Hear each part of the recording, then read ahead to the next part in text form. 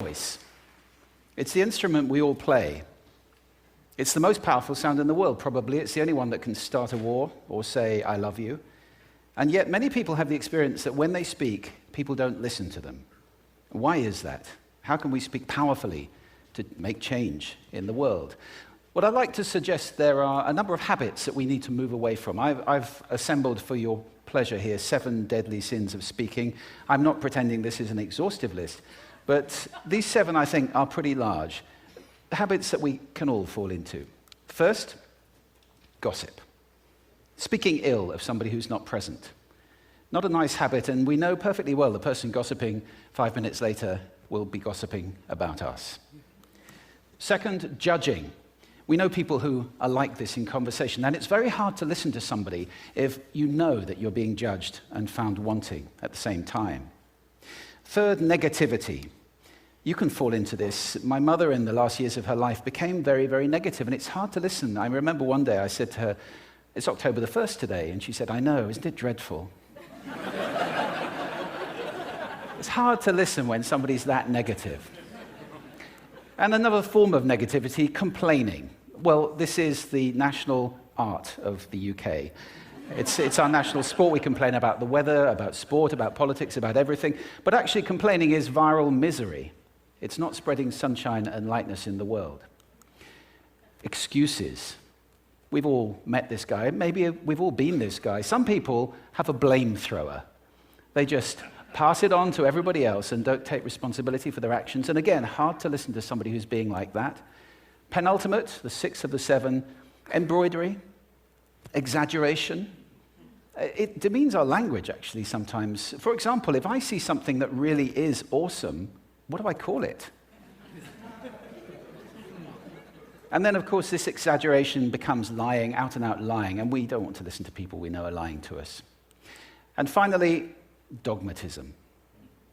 The confusion of facts with opinions.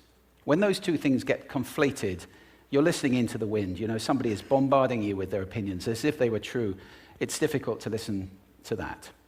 So here they are, 7 deadly sins of speaking. These are things I think we need to avoid. But is there a positive way to think about this? Yes, there is. I'd like to suggest that there are 4 really powerful cornerstones, foundations, that we can stand on if we want our speech to be powerful and to make change in the world. Fortunately, these things spell a word. The word is hail, and it has a great definition as well. I'm not talking about the stuff that falls from the sky and hits you on the head. I'm talking about this definition, to greet or acclaim enthusiastically, which is, I think, how our words will be received if we stand on these 4 things. So what do they stand for? See if you can guess. The H, honesty, of course. Being true in what you say, being straight and clear. The A is authenticity, just being yourself. A friend of mine described it as standing in your own truth, which I think is a lovely way to put it. The I is integrity, being your word, actually doing what you say, and being somebody people can trust. And the L is love. I don't mean romantic love, but I do mean wishing people well. For 2 reasons. First of all, I think absolute honesty may not be what we want. I mean, my goodness, you look ugly this morning. Perhaps that's not necessary. Tempered with love, of course, honesty is a great thing. But also, if you're really wishing somebody well, it's very hard to judge them at the same time. I'm not even sure you can do those 2 things simultaneously. So, hail. Also, now that's what you say, and it's like the old song, it is what you say, it's also the way that you say it. You have an amazing toolbox. This instrument is incredible, and yet this is a toolbox that very few people have ever opened. I'd like to have a little rummage in there with you now, and just pull a few tools out that you might like to take away and play with, which will increase the power of your speaking. Register, for example. Now, falsetto register may not be very useful most of the time, but there's a register in between. I'm not going to get very technical about this for any of you who are voice coaches. You can locate your voice, however. So if I talk up here in my nose, you can hear the difference. If I go down here in my throat, which is where most of us speak from most of the time, but if you want weight, you need to go down here to the chest. You hear the difference? We vote for politicians with lower voices. It's true, because we associate depth with power and with authority. That's register. And we have timbre. It's the way your voice feels. Again, the research shows that we prefer voices which are rich, smooth, warm, like hot chocolate. Well, if that's not you, that's not the end of the world, because you can train. Go get a voice coach. And there are amazing things you can do with breathing, with posture, and with exercises to improve the timbre of your voice. Then prosody. I love prosody. This is the sing-song, the meta-language that we use in order to impart meaning. It's route one for meaning in conversation. People who speak all on one note are really quite hard to listen to if they don't have any prosody at all. That's where the word monotonic comes from, or monotonous, monotone. Also, we have repetitive prosody now coming in, where every sentence ends as if it were a question, when it's actually not a question, it's a statement. And if you repeat that one over and over, it's actually restricting your ability to communicate through prosody, which I think is a shame.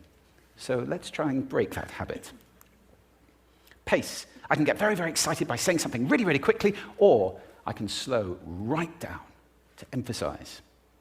And at the end of that, of course, is our old friend, silence.